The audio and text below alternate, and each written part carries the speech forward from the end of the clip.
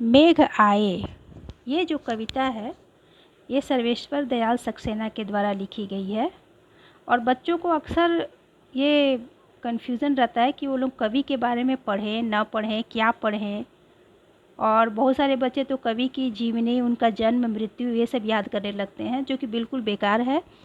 कभी भी कवि का नाम नहीं पूछता, कवि की जीवनी कभी नहीं पूछता और पूछेगा भी नहीं।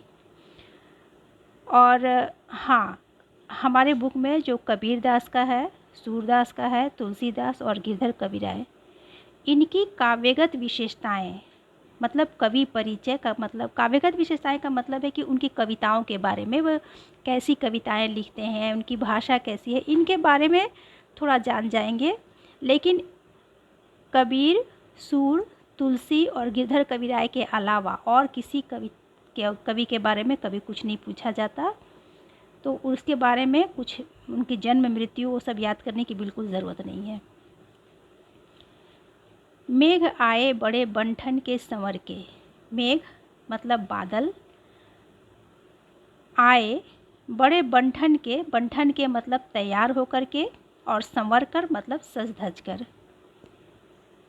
हम लोग कोई भी कविता जब पढ़ते हैं तो प्रायः उसमें एक छिपा अर्थ होता है और एक प्रत्यक्ष मीनिंग होता है, सामने का अर्थ होता है। और इस कविता में, मेघ आए कविता में, हमेशा पूरी कविता में एक चीज़ दी हुई है कि प्राकृतिक परिवेश में और ग्रामीण परिवेश में, हर एक लाइन का एक प्राकृतिक परिवेश के अनुसार व्याख्या है और एक ग्रामीण परिवेश के अनुसार है। तो जब भी हम कोई प्रश्न का उत्तर लिखेंगे तो दोनों को शामिल करेंगे, मतलब प्राकृतिक परिवेश के अनुसार भी उसका उत्तर लिखेंगे और ग्रामीण परिवेश के अनुसार भी उसका उत्तर लिखेंगे। तो यहाँ जो लाइन है, मेघ आए बड़े बंठन के संवर के, इसमें प्राकृतिक परिवेश के अनुसार मतलब हुआ कि आकाश में बादल छा गए हैं और वो तैयार होकर आए हैं पूरी तरह से, मतलब कि पानी से पूरी तरह से भरे हुए हैं, पानी से परिपूर्ण होकर के आए हैं। इसका एक अर्थ ग्रामीण परिवेश में है कि मेघ को दामाद माना गया है जो शहर में रहता है, और वह अपनी पत्नी के गांव अर्थात अपनी ससुराल में आया हुआ है, और वह शहर का रहने वाला है, इसलिए बहुत ही बन ठन कर तैयार होकर आया है। मेघ जो है वो दामाद है, अपनी पत्नी के गांव वो आया हुआ है और तैयार होकर के, बन ठन के अच्छे तरह से तैयार होकर सज धज कर आया है। आगे आगे नाचती गाती बयार चली, बयार का मतलब होता है हवा। तो प्राकृतिक परिवेश में इसका अर्थ हुआ कि बादलों के आने के पहले हवा चलने लगती है, और ग्रामीण परिवेश में इसका अर्थ हुआ कि दामाद के आने के पहले उसकी सूचना देते हुए, उसकी खबर देते हुए हवा चल रही है, मतलब उसके आने के पहले उसकी खबर आ रही है। यहाँ बयार का छिपा हुआ अर्थ है खबर। ध्यान देंगे, कविता में शब्दार्थ भी पूछा जाता है, तो बयार का शब्दार्थ हमेशा हवा होगा, लेकिन प्रतीकात्मक अर्थ यानी उसको किस चीज़ के बदले में उसको कहा जा रहा है वो है खबर। तो प्रश्न उत्तर में जब आएगा तब हम लोग बयार का ग्रामीण परिवेश में जब उसका व्याख्या करेंगे तो उसको खबर कह सकते हैं कि दामाद के आने से पहले उसकी खबर आ रही है, उसकी खबर आ गई है गांव में। दरवाजे खिड़कियां खुलने लगी गली गली, प्राकृतिक परिवेश में इसका मतलब है कि जब बादल आकाश में आते हैं तो उसके आने से पहले हवा चलने लगती है और हवा से दरवाजे खिड़कियां खुलने लगती है। हर घर की, हर गली गली में दरवाजे खिड़कियां खुलने लगती हैं। ग्रामीण परिवेश के अनुसार इसका अर्थ है कि दामाद गांव में आने वाले हैं या आ रहे हैं, तो उन्हें देखने के लिए लोग अपने घरों के दरवाजे और खिड़कियां खोलने लगे हैं। गांव में दामाद को सभी लोग देखना चाहते हैं और इसीलिए वे अपने अपने घरों के दरवाजे और खिड़कियां खोलने लगे हैं। पाहुन ज्यों आए हों गांव के शहर में। पाहुन अर्थात मेहमान या दामाद, ज्यों मतलब जिस प्रकार से, आए हों मतलब आए हैं, गांव में शहर के रहने वाले दामाद गांव में आए हों। कवि का कहना है कि इस प्रकार से लोग अपने खिड़की दरवाजे खोलने लगते हैं जैसे गांव में शहर के मेहमान आए हों, शहर के रहने वाले दामाद आए हों।